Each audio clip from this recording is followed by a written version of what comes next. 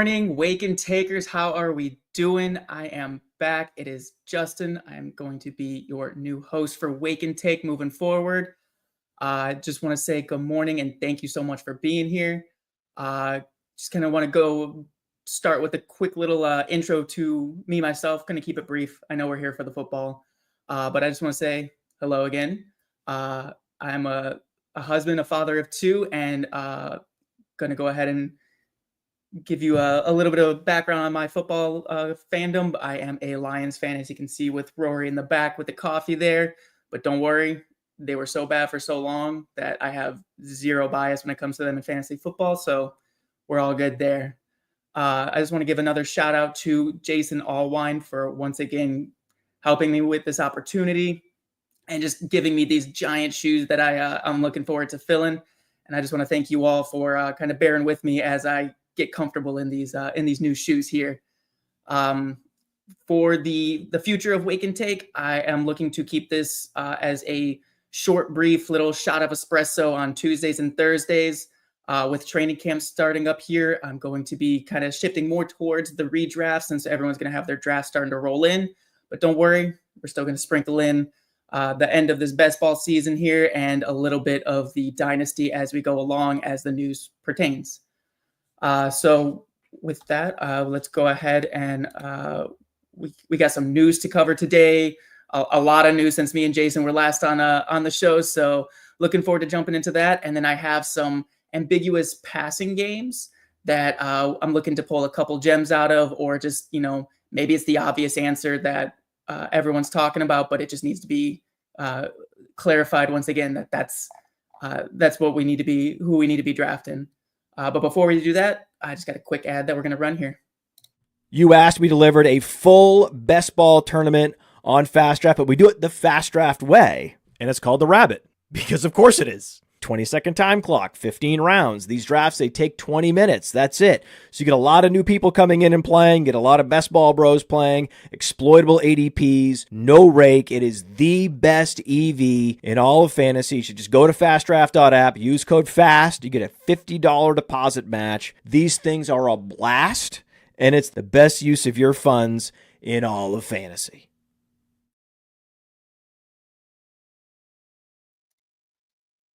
And honestly, got to say, I love that rabbit competition. It's honestly, it's a nice little break. I got two little kids, soon to be 4-year-old, soon to be 2-year-old. So having the time to do a full blown underdog draft hasn't always been the easiest. There's quite a bit of auto picks going on. So the rabbit is just like that perfect in between where it's 20 minutes. I don't have to take a big break. I don't have to disappear. And it's just a nice little draft. And it's a fun new format. But as I said, we got a lot of news to get into. There's been a lot of things coming out, not all of them good, not really any of them good. But we still got to talk about them anyway, as it's going to go ahead and affect our fantasy football drafts. As we know from what we've been seeing, Quinshon Judkins, the Cleveland Browns running back, drafted round 2. He did get arrested in Florida for domestic battery. There's still a lot of the legal proceedings happening, so we don't know the immediate impact in terms of a suspension, but we know that he's not signed right now. He's obviously, it's going to affect his time in training camp, and it just really opens up the avenues for some other running backs in that room to kind of step forward. They did draft Dylan Sampson, who's more of that pass catching type back. So I think he's going to get a decent amount of opportunity in the passing game. And Jerome Ford should be able to step up and kind of at least hold the fort down in the beginning until Judkins kind of gets his head back in the game and is able to get everything cleared up if he isn't suspended, or if he is able to come back without a suspension. Judkins should still be able to, but I think at the beginning, it's just going to be really, really muddy. And I'm not really looking forward to drafting any of these Browns running backs to begin with, even before the Judkins news. So this kind of makes me a little bit more hands off, but I don't mind taking a shot in deep best ball leagues with Sampson at the end, because I expect the Browns to be playing from behind a lot of passing, and he can be there for a lot of dump offs. But again, we'll just kind of have to wait and see how the legal system plays out and how that's going to affect Judkins moving forward with the Browns in the NFL with a suspension. Some news from the 4th of July, which seems kind of strange because Jason and I were here after the 4th of July, but news did not break until after the fact about Najee Harris having that firework accident and having some minor eye injury. We're not quite sure what exactly the extent of it is. Again, just a lot of unknowns into the severity of it. I mean, we've seen this before with athletes and fireworks where at first, oh, it's not that big of a deal. And then all of a sudden, Jason Pierre-Paul has fingers amputated and is wearing a club while he's playing. So this being an eye injury, it does scare me a little bit for Najee Harris.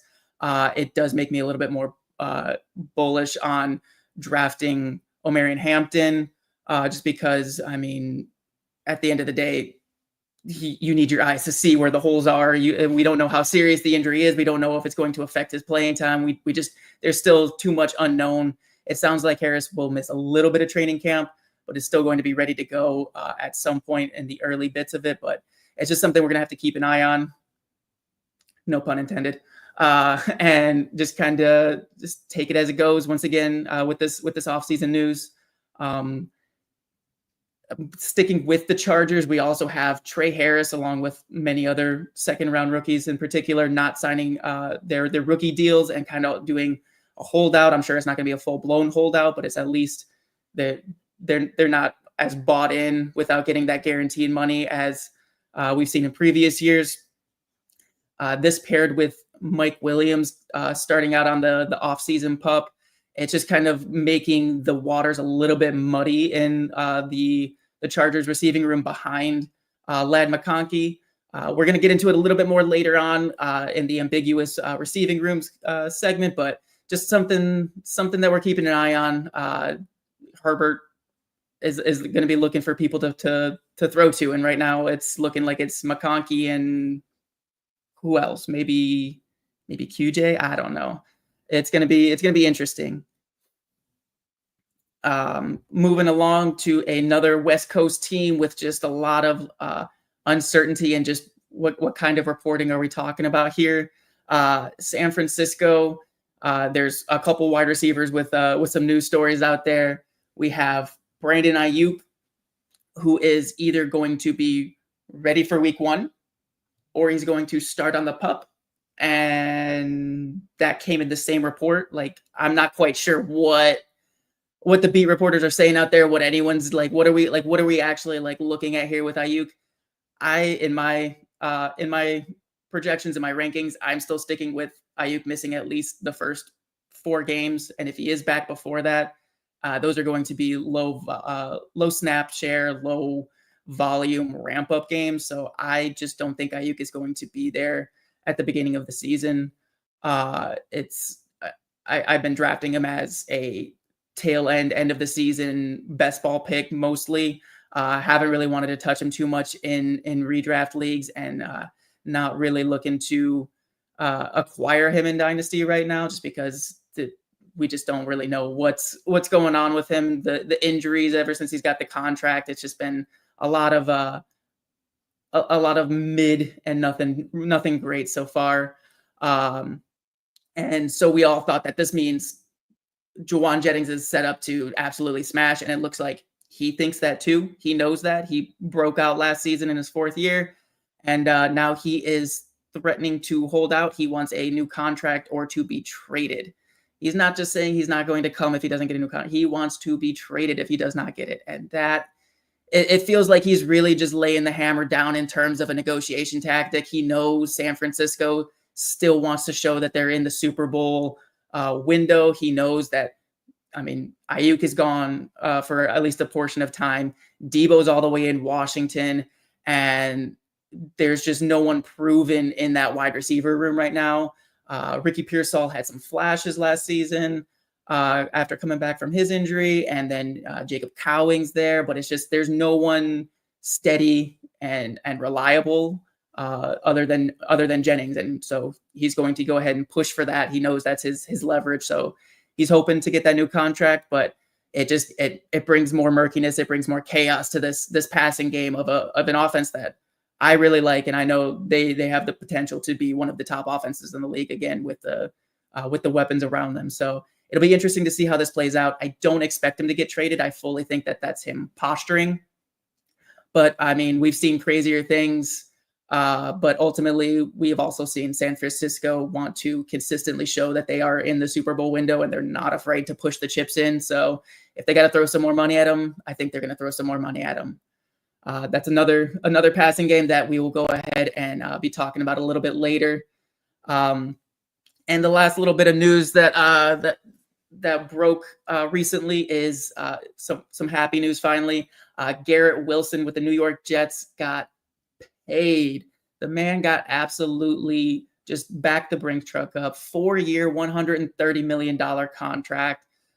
Just an absolute, just wow. Like I honestly, I didn't fully see it coming.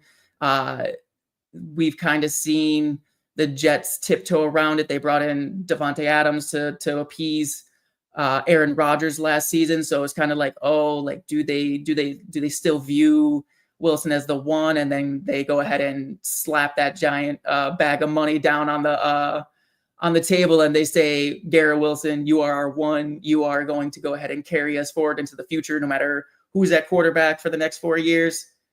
They're going to be thrown to Garrett Wilson, and they're going to do it a lot. Hey, I see Jason in the chat. How's it going, Jason? How you doing, man? Good morning. Thank you so much. So that is going to be the news. I know there's a lot more that's going to be coming out here soon with training camp starting up. I actually have word that we're going to have Evan Ringler, the head of analytics over at Player Profiler. He's going to give us some time next week to kind of give us some situations, some teams, some players that he's looking out for in training camp, so we can go ahead and pick up on some drum beats from these coaches, from these beat writers, and kind of make sure that we're listening to the right things, and that we kind of are looking out for the diamonds in the rough that are going to start to emerge in training camps here. But we're going to go ahead and jump into some chaotic offenses. Once again, I'm trying to just keep a focus on the passing games today. I feel like everyone's always looking for the ambiguous backfields year in, year out, because there's gold in there sometimes. But looking through all of the offenses out there, there's nothing too ambiguous out there, nothing that hasn't already been kind of beat to death. So I kind of wanted to take a look at some of the more powerful offenses, and then some of them there might be a clear one, but what's the two situation look like? So I just wanted to take a look at that today, and dealing with the news in San Francisco. I feel like that's a good place to start. The San Francisco 49ers, once again, we just talked about it. Aiyuk's injured. Week 1, maybe. Pup, maybe. Somewhere in between, maybe. Somewhere longer. I don't know. Not really looking to bank on that. Juwan Jennings posturing for a new contract. Not really. Like I've been excited to draft Juwan Jennings up until this point. Still probably. I mean, I'm hoping his ADP at least takes a little bit of a dip again, because he was kind of getting pushed up into that range where I was like, maybe not. Maybe there's some other options there. But if this news here can kind of help push him back down, I'll be back in on the Jennings ADP. But ultimately, I think San Francisco is super easy. It's going to be CMC. It's going to be George Kittle. Those are the absolute smash picks. It does not matter. First round for CMC, and then Kittle's coming off as the fourth tight end. I have zero problem with that. He is. I talked about it last week too with Jason. He's put up 14 fantasy points per game, and he's 32. So what? He's still George Kittle. He's still out there having fun. And we've seen older tight ends put up numbers like that, like Travis Kelce putting up 15 points per game over the past 3 years.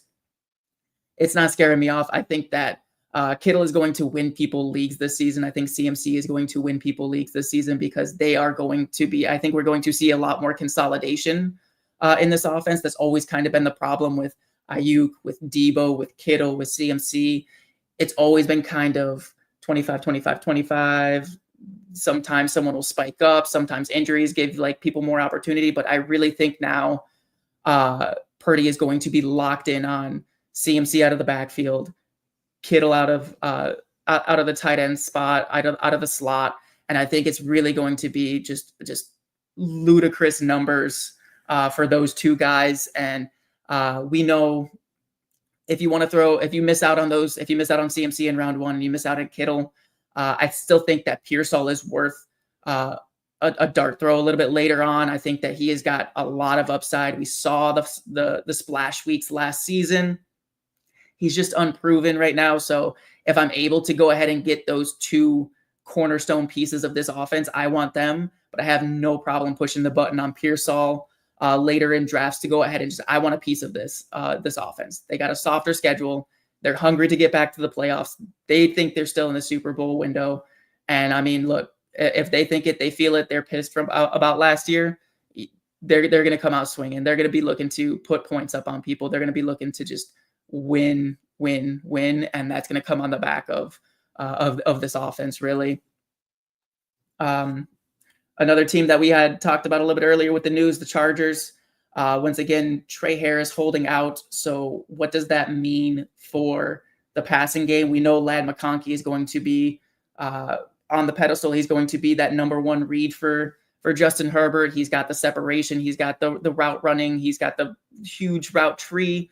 Ladd McConkey, love him. Dude's going to be absolutely a target hog. But the question really comes down to now, who is going to be that wide receiver 2, and does it even matter? We know with the moves that the Chargers have been making, with Harbaugh being the head coach, we know that they want to run the ball this season. The question is going to be, will they be able to with the division they're in, with the games that they have? I think that it's going to be a little bit wishy-washy in terms of how the offense is. I think it's really going to be game by game, week by week, dependent on who they're playing. If they can run the ball 60-something times and ice away a game with Hampton and Najee, I do not see Harbaugh blinking an eye and just absolutely doing that. But they are the Chargers are in a very difficult division. They play the Chiefs twice. They play the Broncos, who have shown that they got a strong offense twice. Even the Raiders are starting to seem like they're going to be a more powerful offense and putting up more competitive games. So it's really interesting to see when they aren't able to run the ball and just put games away like that.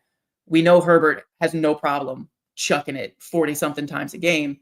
And we know Ladd McConkey is going to be his primary read. But the question still remains, who is going to be on the outside? Who is going to be the second target in this offense? They drafted Trey Harris, who looks the part. He's got the ability, but also at the same time, this holdout kind of makes me nervous about it.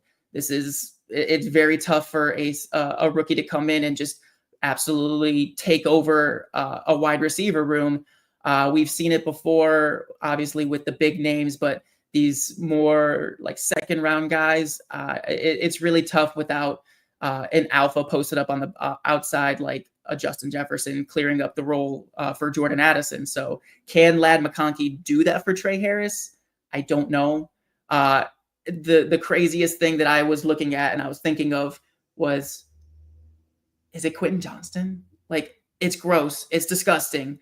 I don't think he's going to be the top target, but is he going to be a red zone target? Is he going to be someone who is going to put up splash games? He had 3 games. Quinton Johnson had 3 games last season, over 20 points. He did it on the back of touchdowns, but at the same time, he was like the target for Justin Herbert in the red zone. He had a 26% red zone target share. He finished the season with 8 touchdowns. It's disgusting, but I don't hate throwing a dart on Quinton Johnson. You get him at the absolute end of drafts. Nobody even wants to touch the guy. I still think that by the end of this season and next season moving forward, Trey Harris is that dude. I've drafted him everywhere that I possibly could in Dynasty, just thinking that in the future he's going to be set up for that. But this season now, I'm kind of getting a little bit scared off with the holdout. I'm a little bit scared off with the run first offense. And honestly, like I said, it doesn't sound right, but Quinton Johnson had a over 20% target share last season, 26% red zone share. He had splash weeks. It's not out of the realm of possibilities that QJ just takes up enough so that way Trey Harris doesn't get to eat. So maybe the answer is it's not QJ, it's not Trey Harris. It's just you just want McConkey in the running game. But it's just something that I found interesting digging into when I was looking at QJ, because I mean, we just think of him, dude drops the ball, dude can't play, dude's terrible. But he had, even though he did disappear, he had games where he was over 20 fantasy points. He had games with 2 touchdowns. He had he was commanding targets.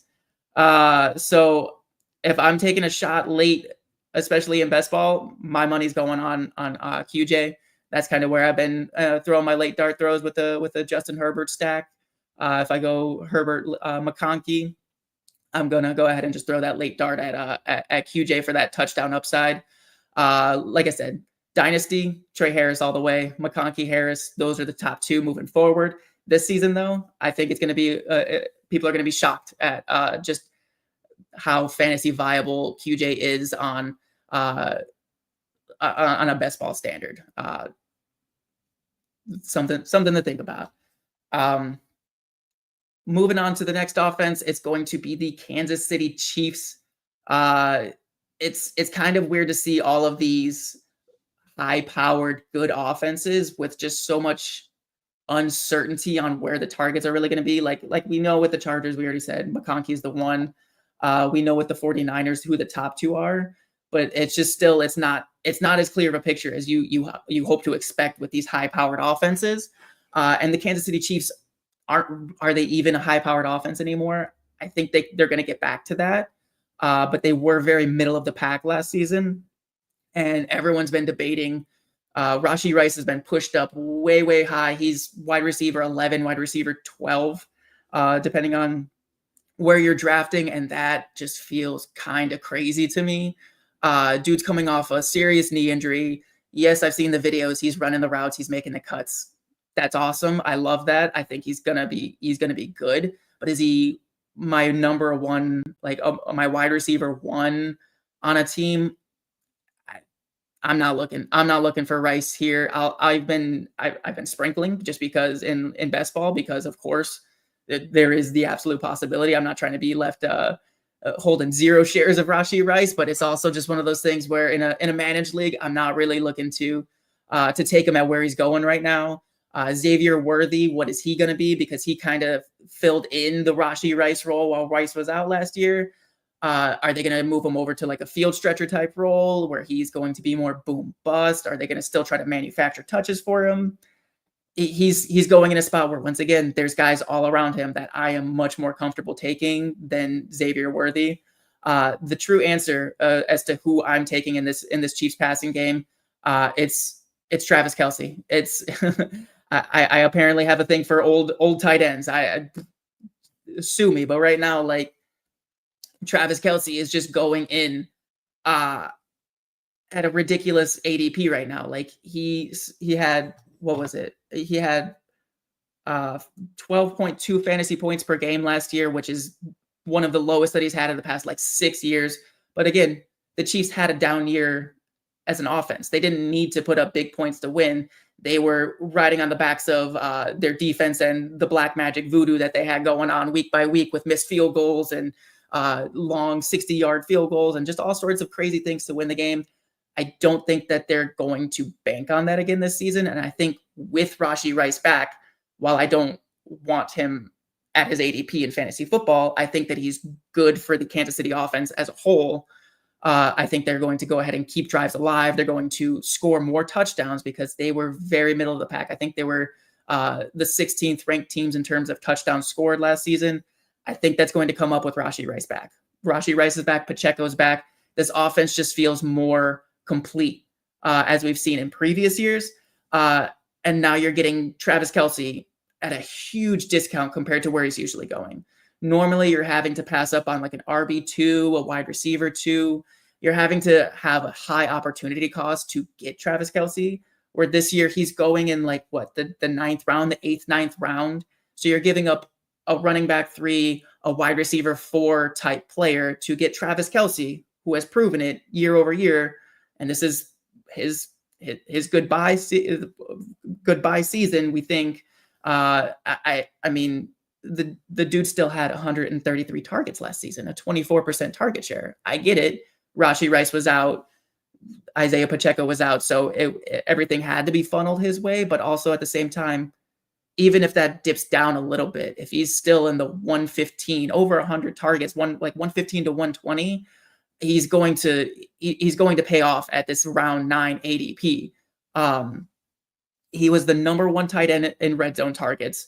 He didn't score as many touchdowns because, again, the Chiefs in general just didn't score that many touchdowns. So he's still the primary target in the area of the field that you want him to be the primary target. He might not have 1,000-yard season. He might not have the crazy yards per reception that we've come to love and know about Travis Kelce, but I do not doubt that double-digit touchdowns is going to happen for Travis Kelce this year. The Chiefs are still a competitive team. We've already talked about this division being competitive and being more high scoring. So the Chiefs are going to have to step it up on offense this year to maintain their supremacy. And I think Travis Kelce is still one of the focal points of this offense. And also just if even if the Kelce argument for himself isn't enough, I just like looking at the tight ends that are going ahead of him. Like obviously at the top, you got Bowers, you got McBride. Those guys untouchable right now. Like they are at the top for a reason. They're young, they're explosive, they're target hogs. And then you got George Kittle. And then behind Kittle and you also have Laporta and Hawkinson going ahead of Travis Kelce right now, which just it blows my mind. Like again, Detroit Lions fan, love Sam Laporta as a football player, but we saw last season that he's not a primary part of this offense. He is a good secondary piece of this offense. He is very reliable when he's called upon, but the amount of times that his number is called is coming down. His rookie season was astronomical. It was great. The offense was just unstoppable that season. But I feel like we're going to see the offense consolidate a bit more. I think that we're going to get back to Amon-Ra getting 150 targets, and we're going to see Gibbs be the secondary focal point, even in the passing game. Jamison Williams and Sam Laporta are going to have their weeks, but trying to predict that is something I'm not trying to do, especially if I can wait multiple rounds and get Travis Kelce, who I know is going to be involved week to week. And then Hawkinson, he had 8.7 fantasy points per game. I get it. The injuries, everything just wasn't really like lined up for him to be successful, but it's not even this year. Like we have uncertainty at quarterback. JJ McCarthy hasn't played a single regular season snap, and love him as a player, but what is he going to do? And who is he going to be passing to? We know Justin Jefferson's going to get his. He still has Jordan Addison pending suspension. Who knows? He still has Jordan Addison, and Hawkinson is going to be sometimes the 2, sometimes the 3. And in an offense run by a rookie quarterback who hasn't played yet, I'm not really trying to bank on that second, third option. We've seen the number 1 get fed. We've seen the number 1 be successful with a rookie quarterback, and that's the only person that I'm really interested in. Maybe an outlet running back like Aaron Jones, but if you're trying to tell me that Hawkinson is going over Travis Kelce, I'm not ever going to click that button. I'm always going to just go ahead and take Kelce. I'll take Kelce over him all day. And the last offense that I've been looking at here is it's been kind of discussed. I've seen it picking up steam lately. I felt like I hadn't heard anything about it for so long, and then all of a sudden, in the past like week or so, I just keep hearing more and more people and seeing more and more people talk about the Buffalo Bills passing game, particularly Keon Coleman. I just think that when you have the elite type quarterback that is Josh Allen, who has just completely chucked the ball with zero fear, with zero regard. If it's an error, if it's a 60-yard arm punt. It's a 60-yard arm punt. He's shown the capacity to just have that degaff, chuck it down the field mentality, and he didn't need it last year. So I think that's kind of played into why we didn't see why his passing stats came down. Also, the fact that Keon Coleman himself was injured for a good chunk of last year, that like he really was supposed to be the deep threat, the big play threat for the Bills. He got injured, so Josh didn't really have that, so we didn't see it last year, but we know it's in there. We know it's deep down inside. We want to see it back for fantasy football. And I think that Keon Coleman is going to go ahead and show Josh Allen that he can do that again, that he can chuck the ball down the field. So Keon Coleman is my Buffalo Bills wide receiver that I am targeting. He's my Buffalo Bills pass catcher that I'm targeting. He's wide receiver 51 right now, which just, I get it. Bad rookie season, but again, he was injured. He was hurt, and it was a chipped bone in his wrist. Like, that's going to affect him. But when he was on the field, he was going deep. He had big plays. He was number 13 in yards per target last season, number 4 in yards per reception. And again, guys, he's tied to Josh Allen. Like, I don't understand. Like, where he's being taken in drafts, he's in the 9th, 10th round. Again, it's the same thing with Travis Kelce.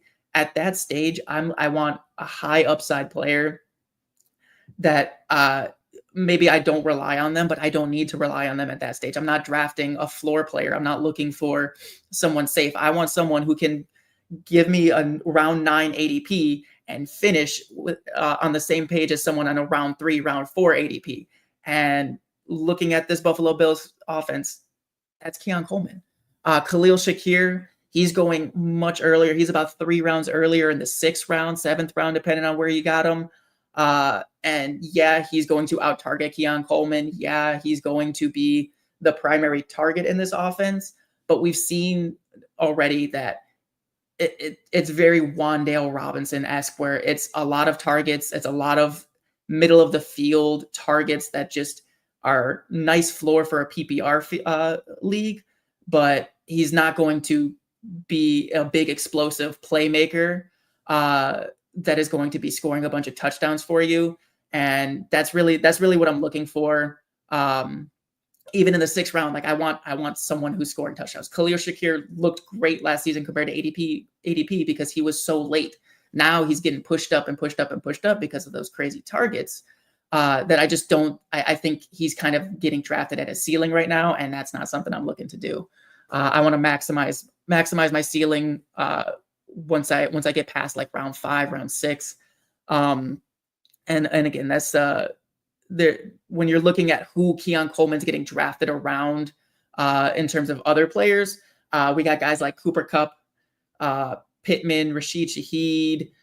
Those are kind of more of like the floor plays that I'm talking about, like similar to Khalil Shakir, where they're going to get their targets. They're going to be safe, but where's the sex appeal? Where's the fun? Where's the big splash weeks? I just don't see it with those types of guys consistently. Like Kupp's on his Kupp got shootout. He got pushed over to Seattle.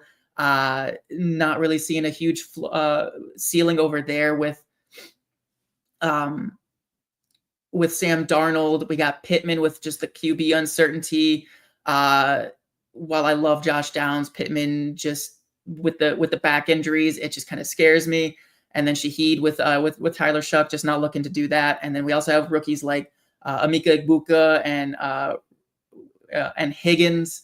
And if we're just looking at like those are good offenses, but those are very, very murky, and you don't know, like Higgins isn't going to be, neither of those guys have the potential to be the top scoring wide receiver on their team.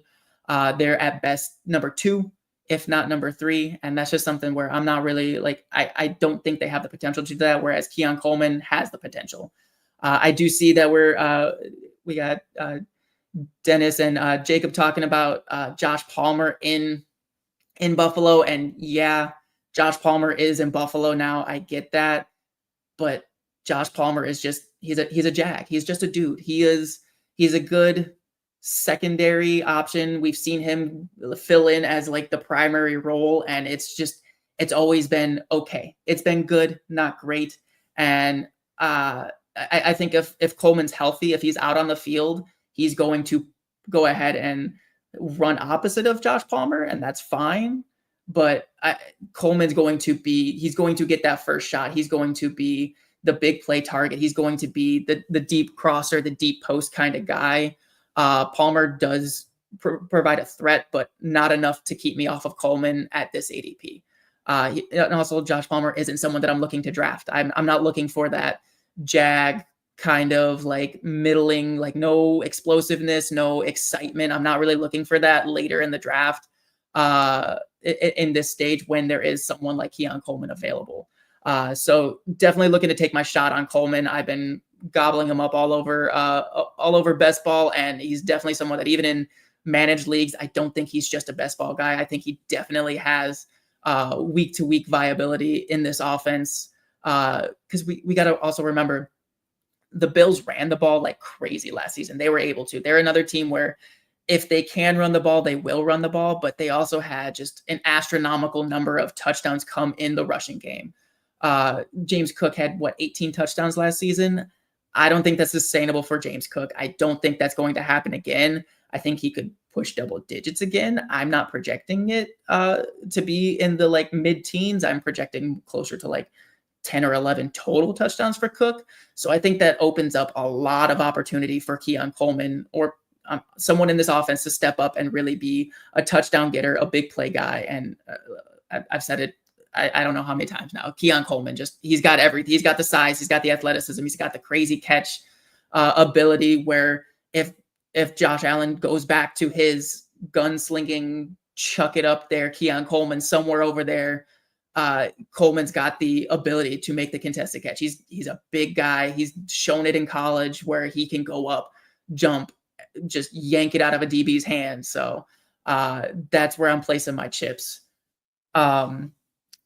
So those are kind of some of the chaotic offenses, the murky passing games where we don't know who the 2, the 3, or sometimes even the 1 is going to be.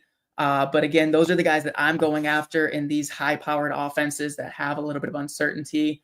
Just to recap it, I'm looking CMC, Kittle for the 49ers. I'm looking at QJ as a sneaky grab for the Chargers.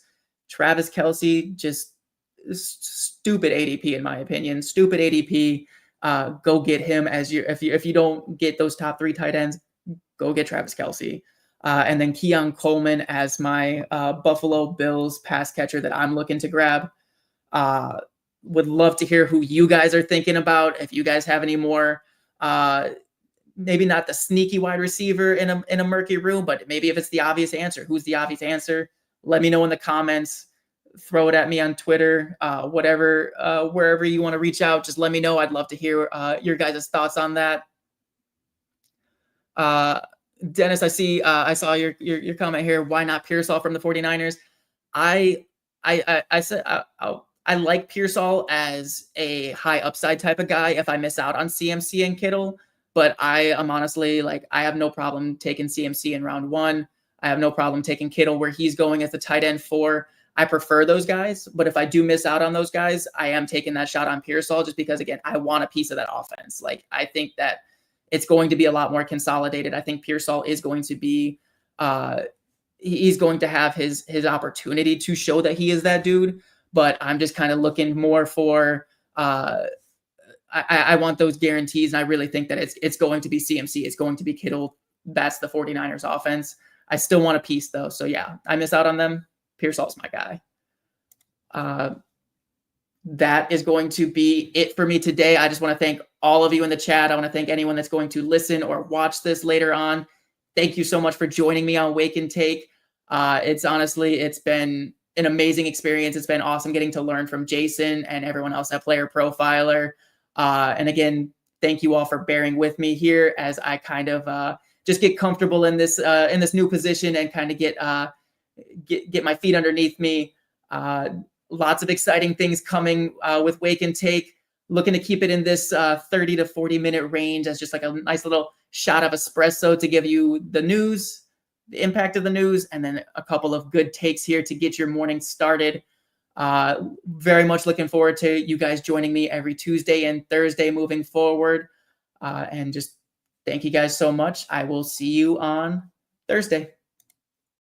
From the Podfather to you, I deeply appreciate you tuning in. And many ask, what can I do? What can I do to help support the hosts, the research they do, the production costs? Go to PlayerProfiler.com, Dynasty Deluxe, World Famous Draft Kit, Rankings, DFS Dominator, and of course, data analysis. Subscribe to any one of those, and you support all of us and take Player Profiler to the moon.